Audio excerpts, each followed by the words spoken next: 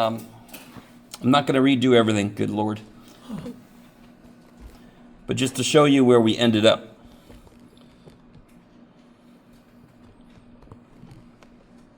Okay, there we go. Does somebody remember, or can somebody find in the notes very quickly, what this is?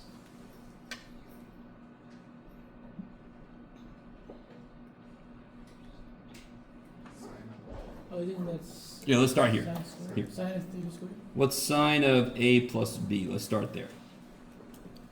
Sine A cosine B. Yes, because sine's the nice guy, right? Sine's the nice guy. Sine says, here, there's some toys. I'll play with the A, you play with the B. We'll keep it plus because I'm a nice guy. And then I'll play with the B, you play with the A.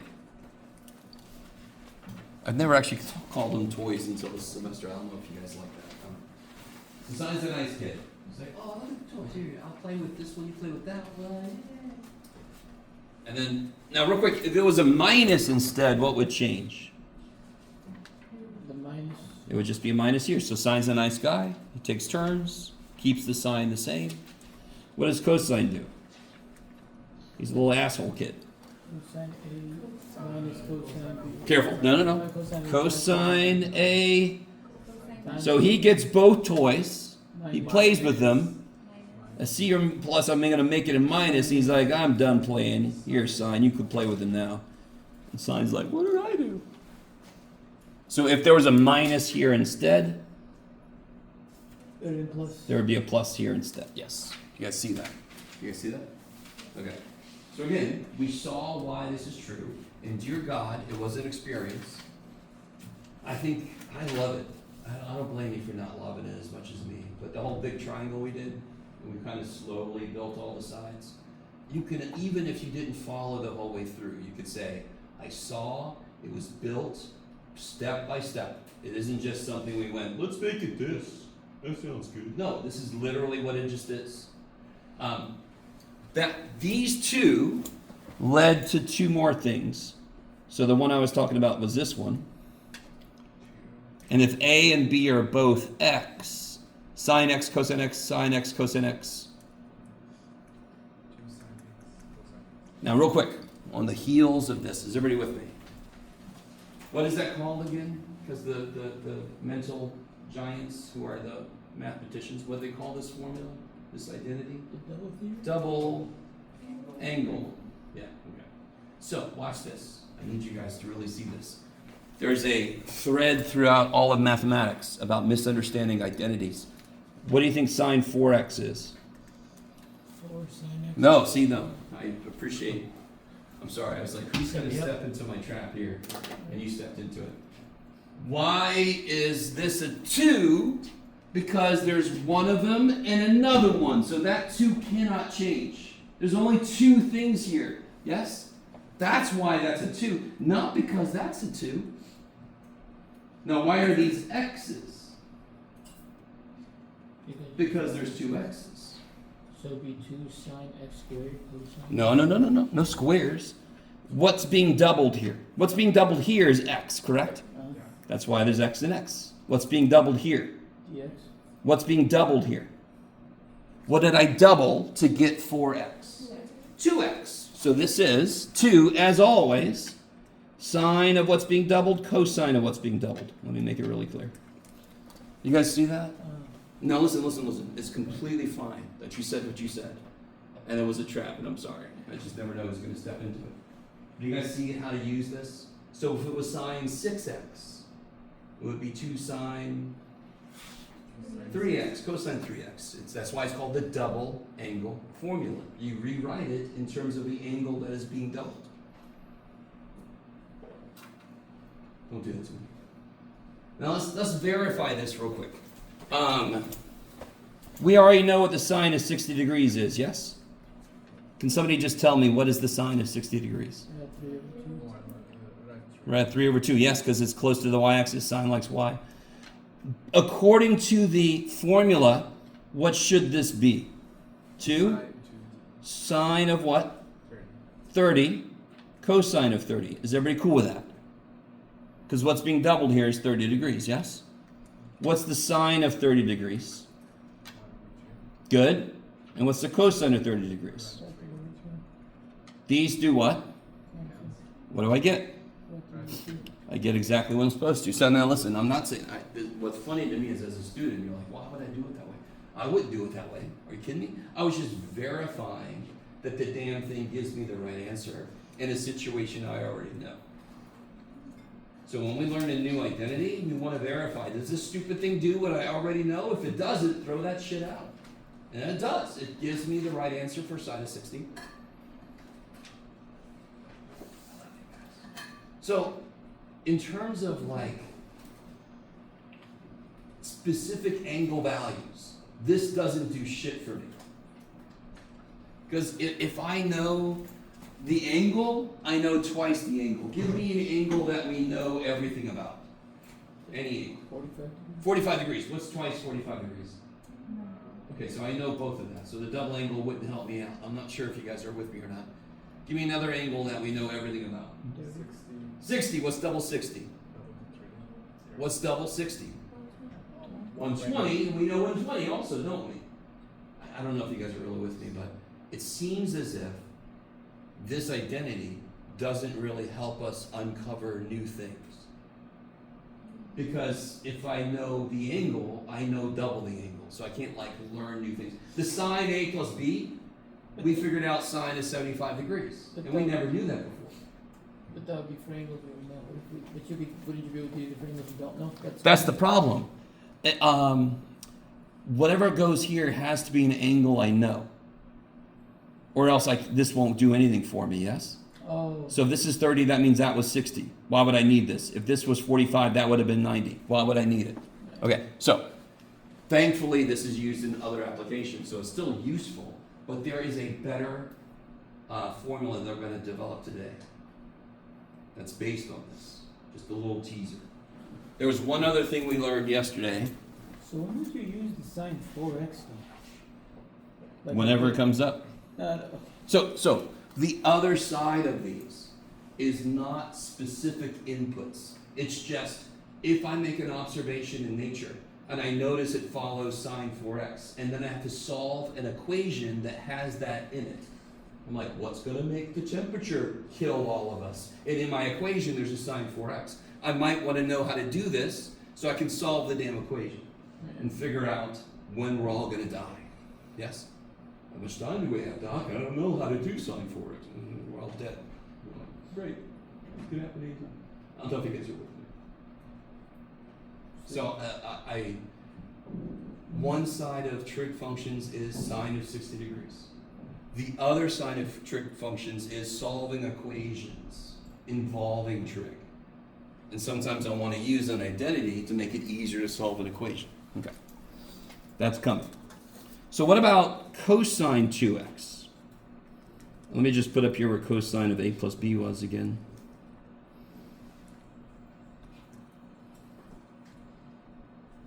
So what's cosine of 2x? Cosine squared x minus sine squared x. And again, that always tripped me out when I first learned this. That's neat that when I add them, I get 1. When I subtract them, I get cosine 2x. I always thought that was kind of neat. And we saw every step that got us there. This isn't just something that some alien came to us and said, you will do this now. I'm like, oh, we'll blow up your... No. We got here. We saw it happen. But then I can write this a different way. If I replace cosine squared with 1 minus sine squared, this is 1 minus 2 sine squared. If I replace sine squared with 1 minus cosine squared, I get that. But they all give you the same answer. Yes, this equals this equals this equals this. They would all give me the exact same answer. So you use the different forms for different types of problems? Totally. If I'm trying to verify an identity, one of these might make it work and the other two don't. And that's why when you have to verify an identity, picking the wrong thing is sometimes part of the steps. It's fine. Well, that didn't work. Okay, I'll try another one. That's part of the process. So if you pick the wrong thing, it doesn't mean you don't know shit. It just means, oh, you're doing it. You're doing what you're supposed to do. Keep going. I don't know if you guys are with me. Verifying identities is like one of the big milestones in mathematics. It is the first place you directly have to play with math. And that phrase, doesn't make sense to students, and it also freaks students out when I say you got to play with the math. We're going to do some identity stuff here in a bit. In fact, let's do it right now. We got everything we need. Oh, no, I'm not going to give that to you yet. Yeah, here. Now, in the interest of time, which I never have enough of, I do want you to try some of these out on your own, but I'm going to tell you which ones specifically, and then we'll do all of them.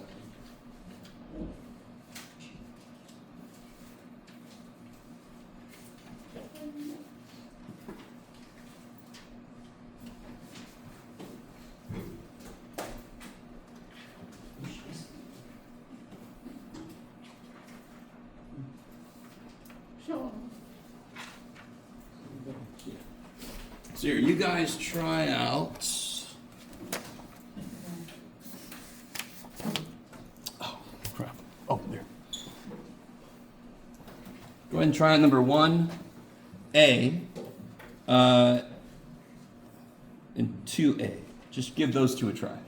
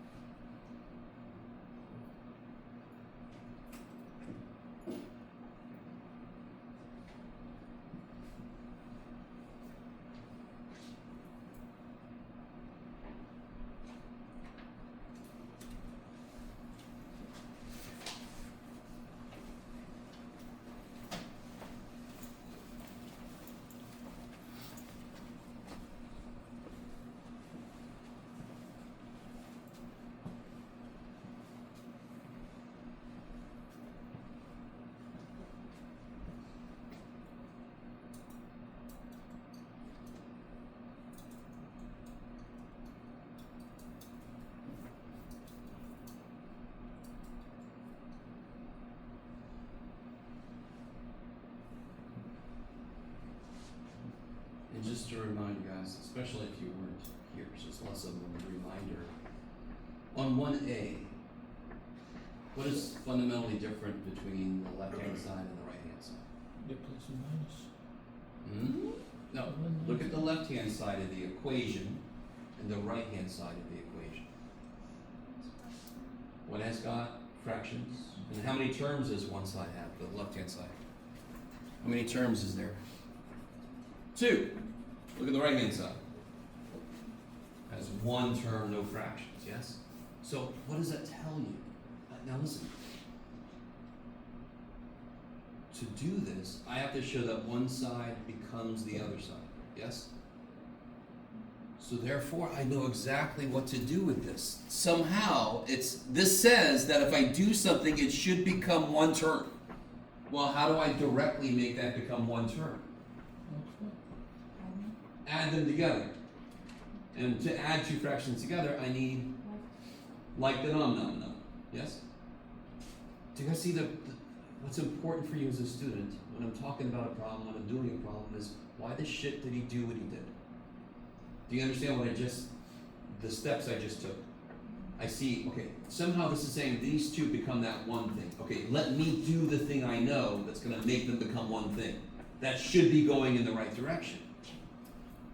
Put those 2 fractions together.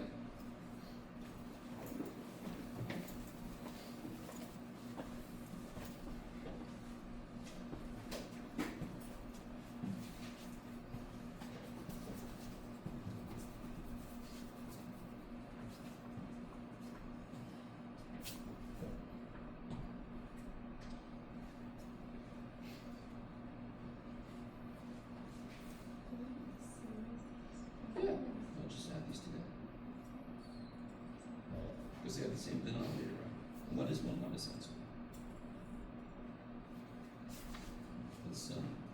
to an identity.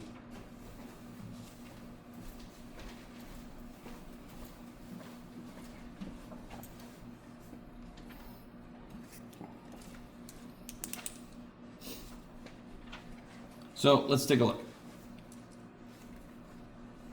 If I want to add those two fractions together, what do I have to multiply the first fraction by?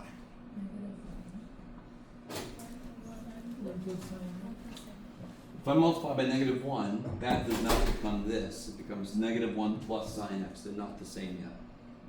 Right? Does that make sense? What number is on the bottom of this guy? And I know I just said a number, but if x is something given to me, it's a number, correct? So what number's on the bottom? 1 minus sine x.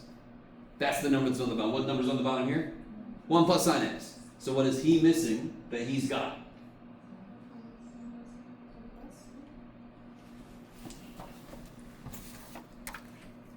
How would you add these together?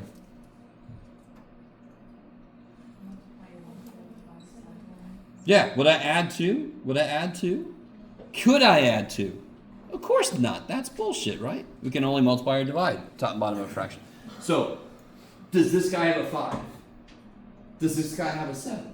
So they're missing each other. Aww. So we can bring them back together. Multiply by 7. Okay, now look back at the problem we got. Does this guy have a 1 plus sine x? Does this guy have a 1 minus sine x? So give them each other. The first guy needs a 1 minus, plus sine x.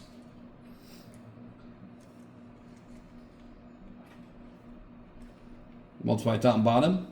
The second guy needs a 1 minus sine x. What's that one that? It's the original here. Okay. I was just trying to make, this is what I'm multiplying by, this is the original fraction, yes? This is what I'm multiplying by, this is the original fraction, yes? Can you use it? Thank you. Yep. So on the bottom I get, yes, and 1 plus sine x plus 1 minus sine x is 2. What is 1 minus sine squared x? That is related to an identity we know. Cosine squared, because cosine squared plus sine squared is 1. So 1 minus one of them is the other one. So this is cosine squared. What is over cosine? How can I rewrite 1 over cosine? What is 1 over cosine? Secant. And I got 2 of them, yes? Jeff, make the letter E. There you go, buddy. And is that what I had to get? Check.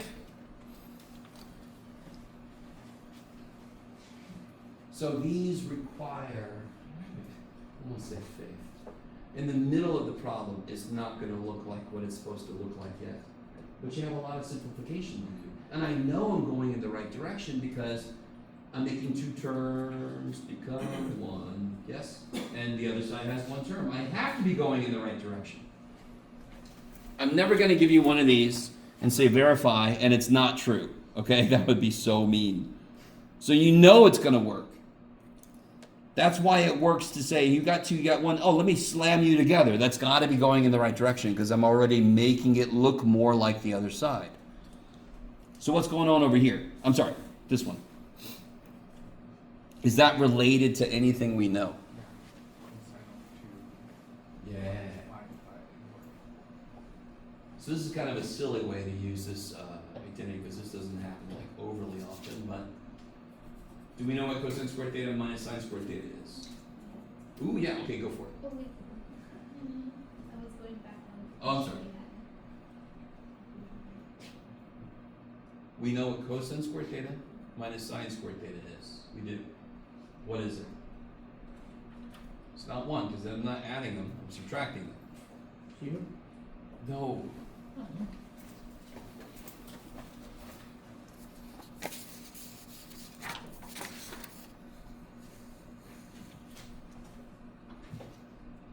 What's cosine squared x minus sine squared x?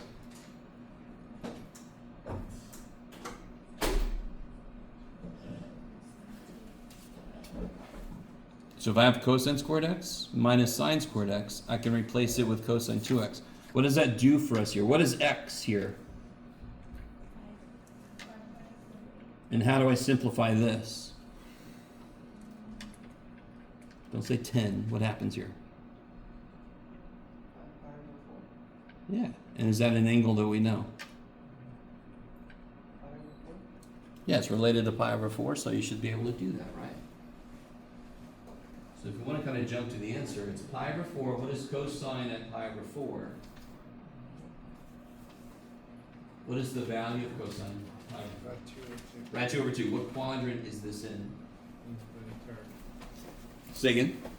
Third quadrant. So what is this going to be? Negative. Right, 2 over 2. Done. Done. Done.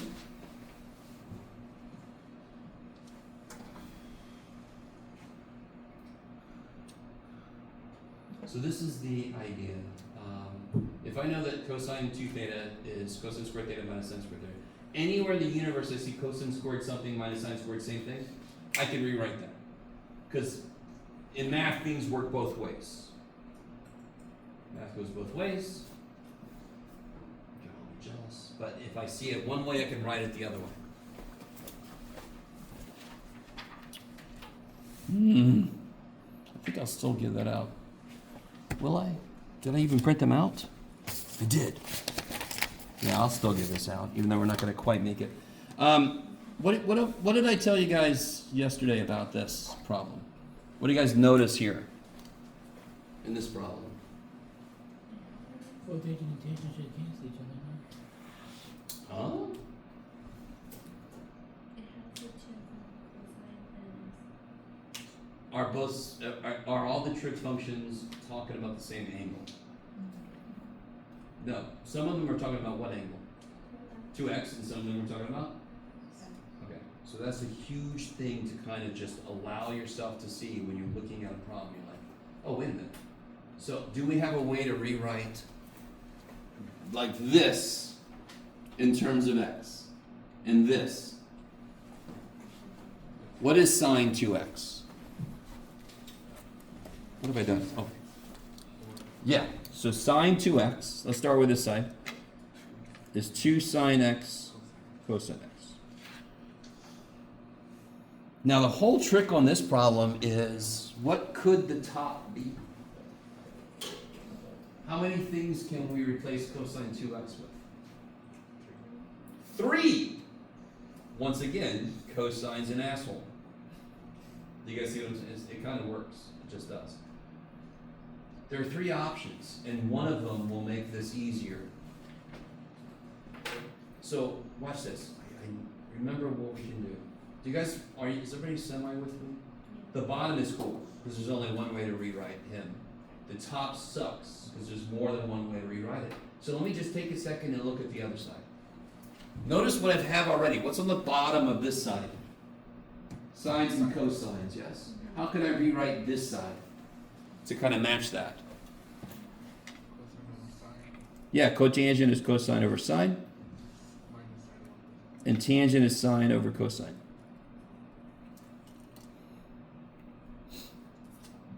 Now what's really funny is you have a choice now. You could either work with this now, because now this is like problem number 1. One side has 2 fractions and the other side has 1 fraction, yes? So you can try to get LCD and go forward. Or you can consider which thing to write here so that this would reduce to be this. I don't know if you guys see. So real quick, if you do one step, how would I put these together? What would this guy need here? Yeah, so multiply top and bottom by cosine, right? And this one would need sine. Can you now see? Now they have an LCD, yes? And what's cosine squared minus sine squared?